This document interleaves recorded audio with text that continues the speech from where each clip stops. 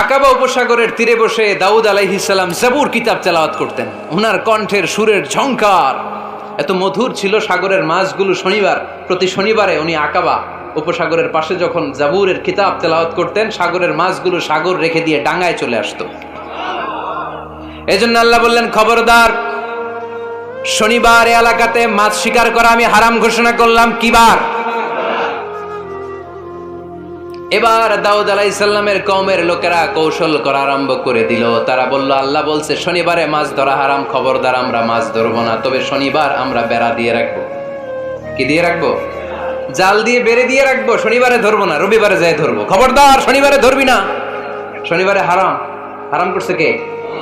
তো মাছগুলো যখন তেলাওয়াত করতে আসতো, এরা জাল দিয়ে বেড়ে দিয়ে রাখতো চারদিকে, শনিবারে ধরতো না, কারণ হারাম। কারণ কি? বেড়ে দিয়ে রাখতো, রবিবারে যে ধরতো। আল্লাহ কি এটা বুঝাইছে? আল্লাহ বুঝাইছে শনিবারে যত মাছগুলো এসেছে এগুলো ধরা যাবে না, এগুলো যখন আবার সাগরের প্রবাহে ভেসে চলে যাবে, তোমরা আবার নৌকা নিয়ে মাছ শিকার করতে পারবে। ঠিক কিনা? ওরা কৌশল করে রবিবারে শনিবারে আটকে রাখতো, এরকম বেরি দিয়ে জাল দিয়ে রবিবারে যেয়ে ধরতো। আল্লাহ বললেন, আও নালা আলাহুম কামা লাআন্না আসহাবাস সাবত কুনু কিরাদাতান খাসিইন। আমার সাথে কৌশল করেছিস, তোদের উপর আমার লানাত, তোরা অভিশপ্ত বানর হয়ে যা। মুহূর্তে পুরো জাতিটাকে বানরে রূপান্তরিত করে দিল কে? এজন্য খবরদার, আল হিলাতু বিল হারামে হারাম। হারাম খাওয়ার জন্য যে কৌশল করি এটাকেও হারাম ঘোষণা দিয়েছে কে? আমাদের দেশে আরেকটা সিস্টেম আছে, হিলা বিয়ে আছে না নাই? হিল্লা বিয়ে কালিয়াতে মনে হয় নাই না? এলাকাতে আছে, ভয়ঙ্কর। আর তালাক আল বাইন আল বাইনুনা যখন হয়ে যায় কমপ্লিটলি ডিভোর্স, কোনো সম্পর্ক নেই, তখন ওই স্ত্রীকে যদি আবার ফিরে আনতে হয়, ইসলামের নিয়ম হচ্ছে আরেক জায়গায় হাত্তা তানকিহা যাওজান গায়রা, আরেক জায়গায় বিয়ে হবে, নরমাল প্রসেসে কোনো কারণে তাদের ডিভোর্স হবে, তখন আগের স্বামী স্ত্রীকে আনতে পারবে। এটারে অনেকে কৌশল করে বিয়ের পরে একজন বুড়া মানুষের সাথে বিয়ে দেয়, সামান্য কিছু টাকা পয়সা দিয়ে এক দুই দিন সংসার করাইয়া ডিভোর্স নিয়ে আবার বিয়ে করা। এরকম আছে না নাই? লাআনা রাসূলুল্লাহি আল মুহাল্লিল ওয়াল মুহাল্লিল্লাহ। সুনানে তিরমিজির বর্ণনা, আল্লাহর হাবিব সাল্লাল্লাহু আলাইহি ওয়াসাল্লাম বললেন, যারা হিলা করে, যারা হিলা করায়, উভয়ের উপর আল্লাহর লানাত। এগুলোর সাথে আমাদের কোনো সম্পর্ক আছে? এজন্য আমরা হারাম খাবো না, হারাম ঘুরাইয়া খাওয়ার জন্য কৌশলও করা যাবে। এরপরে 8 নম্বর মূলনীতি হলো কাসবুল হালাল শারতুন লিকাবুলিদ দুআ। আমরা বলি, হুজুর আমার দোয়া কবুল হয় না, কিন্তু দোয়া কবুলের সবচাইতে বড় শর্ত হলো হালাল ইনকাম। ঠিক কি না? হালাল উপার্জন ছাড়া যদি দোয়া করেন কবুল হবে? হারাম কিছু খেয়ে যদি আপনার দেহটারে বর্ধনশীল করেন, এই দেহ জান্নাতে ঢুকবে? লা ইয়াদখুলুল জান্নাতা জাসাদুন গুযিয়া বিল হারাম। হারাম দিয়ে বর্ধিষ্ণু যে দেহ, এই দেহ কোনোদিন আল্লাহর জান্নাতে ঢুকবে না। চিল্লায় বলেন ঠিক কি না?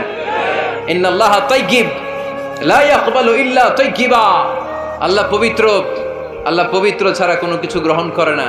এক লোক কাবার চারদিকে কাঁদতে কাঁদতে বেহুশ, ইয়া রাব ইয়া রাব ইয়া রাব বলে বলে কাঁদতেছে। সাহাবারা দেখে বলল, সর্বনাশ, আজকের দিনের সব সওয়াব তো এই লোক নিয়ে যাবে, তার চেয়ে বেশি সওয়াব তো কেউই কামাই করতে পারলো না। আল্লাহর হাবিব সাল্লাল্লাহু আলাইহি ওয়াসাল্লাম বললেন, ওয়া মাতআমুহু হারাম, ও যা খায় ওটা হারাম খায়।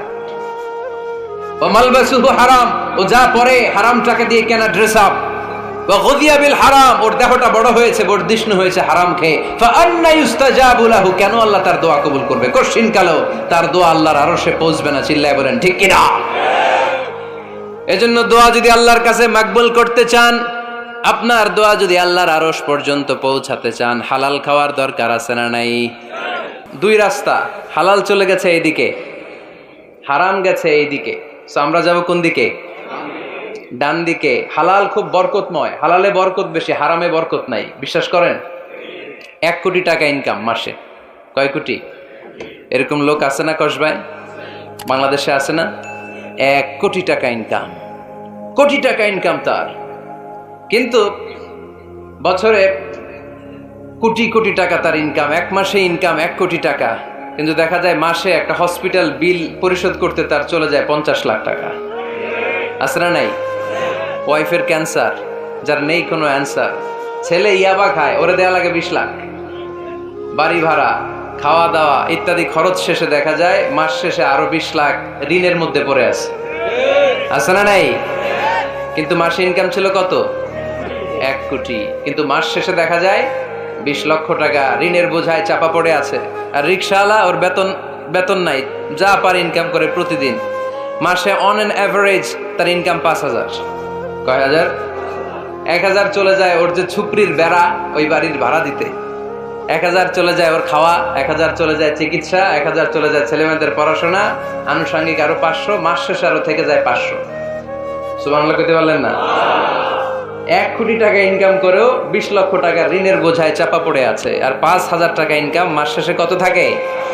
500। কারণ ওর পুরো ইনকামটাই হালাল। ওর পুরো ইনকামটা কি? আর হালালে বরকত ঢুকায় দিছে কে? হারামে কোনো বরকত আছে? আওয়াজ করে বলেন তো, গরু খাওয়া হালাল না হারাম? কুকুর খাওয়া? কুরবানিতে কি জবাই হয়? সুন্নতে খাতনার অনুষ্ঠানে, বিয়ের অনুষ্ঠানে, প্রতিদিন কসাইয়ের দোকানে কোথাও কুকুর জবাই হয়? আচ্ছা, গরু বা গাভী বছরে বাচ্চা দেয় কয়টা? একটা। আর কুকুর দেয় কয়টা? 7টা, 10টা, 11টা। জন্ম নিয়ন্ত্রণ নাই তো, দেদারসে দিচ্ছে, ফ্যামিলি প্ল্যানিং নাই, তাই না? আচ্ছা, তো দেখেন, গরু বাচ্চা দিল কম, কুকুর বাচ্চা দিল বেশি। গরু জবাই হয় বেশি, কুকুর জবাই হয় না। গরু আমরা খাই বেশি, কুকুর খাই না। তারপরেও কসবায় গরু বেশি না কুকুর বেশি? আওয়াজ করে বলতে হবে, গরু না কুকুর? কারণ গরু খাওয়া হালাল, আর হালালে বরকত ঢুকায় দিছে কে? এজন্য দ্য ডিসিশন ইজ ইয়োরস, সিদ্ধান্ত আপনার। কই যাবেন, ডানে না বায়ে? হালালের সাথে না হারামের সাথে? হালালটা হচ্ছে পরিবেশ বান্ধব। হালালটা কি? Eco friendly. এটা পরিবেশ বান্ধব, এটা স্বাস্থ্যকর, এটা রুচিসম্মত, এটার মধ্যে কোনো ঝামেলা নাই, এটাতে কোনো ভেজাল নাই। হালালে থাকলেই লাভ, যদিও অল্প। সুবহানাল্লাহ পড়েন। এজন্য রাব্বুল আলামিন বলেন, ইয়া আইয়ুহান নাসু কুলু মিম্মা ফিল আরদি হালালান তাইয়্যিবা ওয়ালা তাত্তাবিউ খুতুওয়াতিশ শাইতান ইন্নাহু লাকুম আদুউম মুবিন। ওহে মানুষেরা, শোনো শোনো, এই জমিনের ভেতরে যেটাকে আমি হালাল করেছি, যেটাকে আমি পবিত্র করেছি, ওইটা খাও, ওইটা গ্রহণ করো। হারাম খেও না, হারাম অর্জন করো না, হারামের কাছেও যেও না। শয়তানের পদাঙ্ক অনুসরণ করো না। জেনে রেখো, শয়তান হলো তোমাদের প্রকাশ্য দুশমন। ঠিক কি না? আদুউম মুবিন। শয়তান আমাদের প্রকাশ্য দুশমন। সে হারামকে আমাদের কাছে চাকচিক্যময় করে তোলে। সে বুঝাতে চায় হারামের মধ্যে আরাম। আসলে হারামে আরাম আছে, হালালের মধ্যে বরকত। এজন্য আমরা সবসময় হালাল অবলম্বন করব। রাজি আছেন তো? কিন্তু আমরা যদি আমাদেরকে প্রশ্ন করি, আমাদের ব্যবসায়, আমাদের চাকরিতে, আমাদের লাইফ লিডিং সিস্টেমে আমরা কি শুধু হালাল খাই? কি খাই? হালালও খাই, সুযোগ পাইলে একটু যদি পাই অমনি ধরে ঘাপুস ঘুপুস। সুযোগ পাইলেই কি ঘাপুস ঘুপুস? ঘাপুস ঘুপুস করা যাবে না। অনেকে আবার আছে দেখবেন, খাওয়ার ক্ষেত্রে হালাল খোঁজে। খাওয়ার ক্ষেত্রে আমি অনেক লোক দেখেছি। থাইল্যান্ডে আমি গেলাম, দেখি যে তার ব্যাপারে জানি যে সরকারি চাকরি করে, লক্ষ লক্ষ টাকা 2 হাতে কামায়। এমনি গাছেরটাও খায়, তলারটাও কুড়ায়। আছে না নাই? তো ইচ্ছে মতো ডানে বায়ে ইনকাম করে, হালাল হারাম দুইটাই খায়। কিন্তু থাইল্যান্ডে যে হালাল খাবার খুঁজতেছে। কি খুঁজতেছে? ওখানে যে জিজ্ঞেস করে যে এই দোকানে কি পর্ক আছে? পর্ক থাকলে খাবো না। পর্ক মানে হচ্ছে শুকরের চর্বি। শুকরের গোশত বা চর্বি মিশানো কোনো খাবার উনি খাবে না, কারণ এটা হারাম। যে খায় এটা খুব হালাল। এরকম ডাকাইতে আছে না নাই? তাহলে আমাদের মুসলমানদের সবচেয়ে বড় সমস্যা হচ্ছে আমরা খাওয়ার ক্ষেত্রে হালাল খুঁজি, কিন্তু ইনকামের ক্ষেত্রে ওই জিনিসটা খুঁজি না। এরকম আছে না নাই? না। Your food should be halal, your drinks should be halal, your income should be halal, your dress up, your fashion should be halal, and your entertainment should be halal. আপনার পোশাক হতে হবে হালাল, আপনার খাদ্য হতে হবে হালাল, আপনার উপার্জন হতে হবে হালাল, আপনি যে বিনোদন করছেন এই বিনোদনটাও হতে হবে হালাল। চিল্লায় বলেন ঠিক কিনা? হালাল বিনোদন লাগবে, হালাল ড্রেস আপ লাগবে। ছেলেরা কি স্বর্ণ পড়তে পারবে? ছেলেরা কি সিল্কের জামা পড়তে পারবে? আমরা সিল্কের জামা পরি না, এটা আমাদের জন্য হারাম করেছে কে? ছেলেরা জুয়েলারি পড়তে পারবে? গলায় চেন পড়তে পারবে? হাতে ব্রেসলেট দিতে পারবে? আছে না নাই? এখানেও অনেকের আছে না নাই? দেয়া যাবে? অনেক ছেলে দেখবেন আবার কানের মধ্যে ছিদ্র করে। কসবায় মাশাআল্লাহ এগুলা নাই। আমি বাঁচায় দেওয়ার জন্য কইলাম নাই, আবার ওরা কয় আছে। আছে আছে না, এগুলো করা যাবে দাড়িতে চুলে কালো রং দেয়া যাবে, এটা ধোঁকাবাজি। এটা কি? মান গাশশানা ফালাইসা মিন্না। আল্লাহর হাবিব সাল্লাল্লাহু আলাইহি ওয়াসাল্লাম বললেন, the person who deceives us he is not among আস। যে আমাদেরকে ধোঁকা দেয় সে কখনো আমার উম্মত হতে পারে না। মদিনার খেজুরের বাজার ভিজিট করতে গেলেন আল্লাহর হাবিব সাল্লাল্লাহু আলাইহি ওয়াসাল্লাম, অডিট করতে গেলেন। যে খেজুরের স্তূপের ভেতরে আল্লাহর হাবিব সাল্লাল্লাহু আলাইহি ওয়াসাল্লাম হাত ঢুকায় দিলেন, ঢুকায় দিয়ে দেখলেন ভিতরে পানি, উপরে শুকনা খেজুর, ভিতরে ভিজা খেজুর। আল্লাহর হাবিব সাল্লাল্লাহু আলাইহি ওয়াসাল্লাম বললেন, ঘটনা কি? ভিজা কেন? ব্যবসায়ী বলতেছে, বৃষ্টি হয়েছিল। কি হয়েছিল?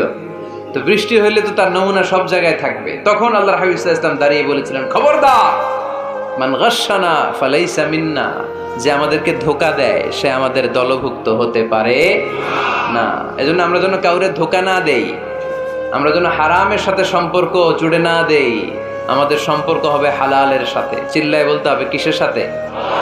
আজকের মাহফিলটা তখনই সার্থক হবে যখন এই কথাগুলো শুনে আমরা এই সিদ্ধান্তে উপনীত হতে পারবো যে আমার ফুড, আমার ড্রিঙ্কস, আমার ইনকাম, আমার ড্রেস আপ, আমার এন্টারটেইনমেন্ট, আমার সব কিছু হালাল দিয়ে আমি সাজাবো।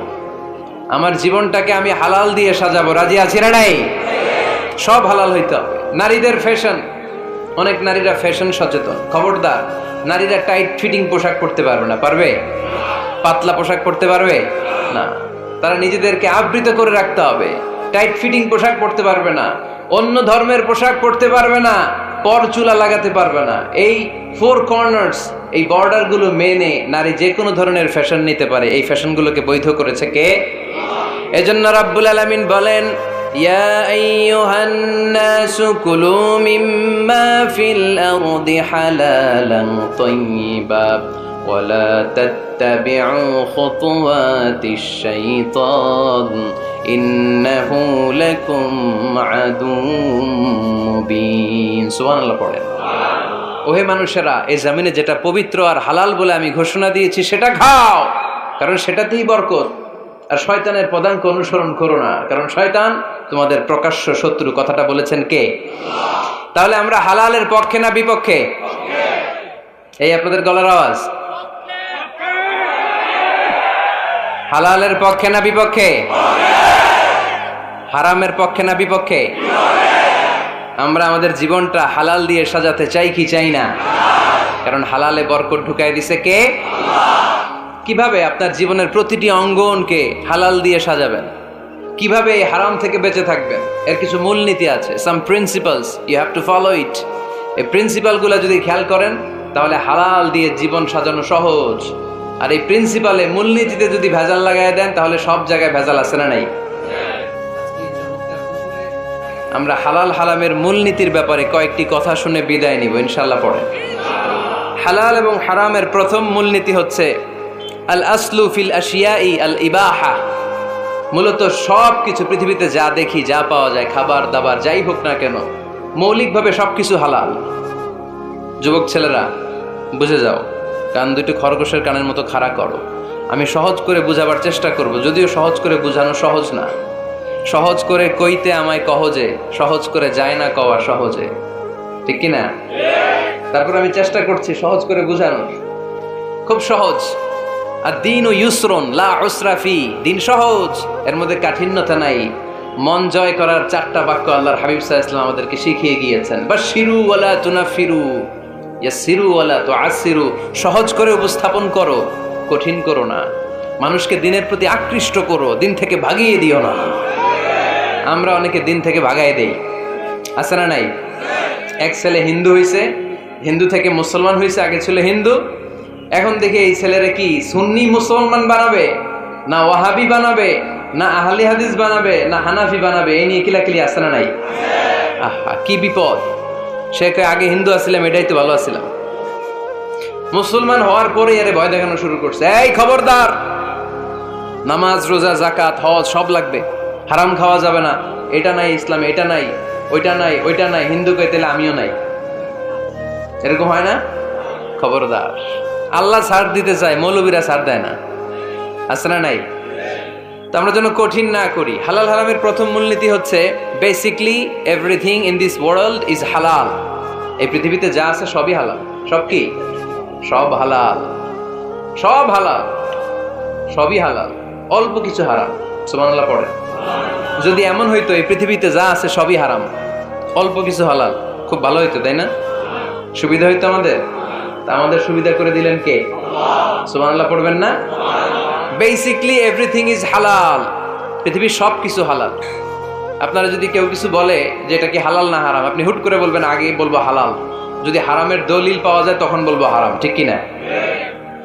আমাকে যদি বলেন এটা হালাল না হারাম, আমি যদি বলি হালাল, আপনি যদি বলেন দলিল দেন, এটা আপনি ভুল বলবেন। কারণ কোনো কিছু হালাল করতে হলে দলিল লাগে না। কোনো কিছুকে হালাল বলে সাব্যস্ত করতে দলিল লাগে না। হারাম বলে যদি সাব্যস্ত করতে চান তখন দলিল লাগবে, তাও তেনা পেছানো দলিল দিয়ে হবে না, যেন তেন দলিল দিয়ে হবে, অকাট্য দলিল, এটাকে বলে আল আদিল্লা আল কাতঈয়া। অকাট্য দলিল লাগে কোনো জিনিসকে হারাম সাব্যস্ত করতে হলে। তাহলে এই যে আমাদের জন্য আল্লাহ সহজ করে দিলেন, সব কিছু বেসিকলি হালাল যতক্ষণ না এটা হারাম হওয়ার ব্যাপারে দলিল পাওয়া যায়। এজন্য হারাম হারাম জিকির না করে জিকিরটা চেঞ্জ করে করতে হবে হালাল হালাল। কথা বলেন ঠিক কিনা? জিকির দুই ধরনের আছে। জিকির কয় ধরনের? একটা জিকির হচ্ছে হারাম হারাম হারাম, এক দলের কাছে সবই হারাম। একটা সময় এদেশের কিছু আলেম সমাজ ইংরেজিকে হারাম বলতো, ইংরেজি শিক্ষা করাকে কি বলতো? সময়ের বিবর্তনে এটা এখন হালাল। এখন এটা কি হালাল। একটা সময়ে আলেম সমাজের কিছু অংশ রাজনীতি করাকে হারাম বলতো, কথা কি বুঝতেছেন? এখন এটা কি হালাল হয়ে গেছে। ইসলামী ব্যাংকিংকে হারাম বলতো একটা সময়, যে না কোনো ফিনান্সিয়াল ট্রানজাকশন এই সিস্টেমে ব্যাংকিং এটা ইসলামে জায়েজ না, এটা হারাম হারাম, কারণ ওদের জিকির কি, কথা কয় না, হারাম হারাম হচ্ছে এদের জিকির। একটা সময় ইসলামিক ব্যাংকিং হারাম ছিল, এখন এটা কি হয়ে গেছে? তার মানে এখনো অনেক কিছু এদের কাছে হারাম। সময়ের বিবর্তনে, কালের আবর্তনে এদের মুখ দিয়ে এগুলো একদিন হালাল হয়ে বের হবে, চিল্লায় বলেন ঠিক কি না? এজন্য এই পৃথিবীর সবকিছু মূলত হালাল যতক্ষণ না হারাম হওয়ার ব্যাপারে দলিল না পাওয়া যায়। হারাম করতে হলে দলিল লাগে, হালাল বানানোর জন্য দলিল লাগে না। আবার যেন তেন কোনো দলিল দিয়ে, ঠুনকো কোনো দলিল দিয়ে কোনো জিনিসকে হারাম করা যায় না। হারাম করতে হলে অকাট্য দলিলের প্রয়োজন হয়। কথা বুঝতে পেরেছেন? প্রথম মূলনীতি ক্লিয়ার সবার কাছে? আল্লাহর হাবিব সাল্লাল্লাহু আলাইহি ওয়াসাল্লাম বলতেন হালাকাল মুতানাত্তিউন, যারা মুতানাত্তিউন তাদের ধ্বংস, তাদের উপর আল্লাহ লানাত। সাহাবারা বললেন ইয়া রাসূলুল্লাহ, ইয়া হাবিবাল্লাহ, মান হুমুল মুতানাত্তিউন? মুতানাত্তিউন কারা, যাদের উপর আপনি লানত দিলেন, যাদের ধ্বংসের কথা বললেন? বিশ্বনবী বললেন আল্লাহর দেয়া হালাল বিষয়কে যারা সমাজের মধ্যে হারাম বলে প্রচার করে তারাই হলো সমাজের মুতানাত্তিউন। নাউজুবিল্লাহ পড়েন। قل من حرم زينة الله التي أخرج لعباده والطيبات من الرزق। এজন্য আল্লাহ ডেকে বললেন খবরদার, কে আছে সমাজের মধ্যে আমার দেয়া হালাল সাজসজ্জাগুলোকে, পবিত্র জিনিসগুলোকে হারাম বলে ফতোয়া তুলে, তাদের উপর আমার লানত।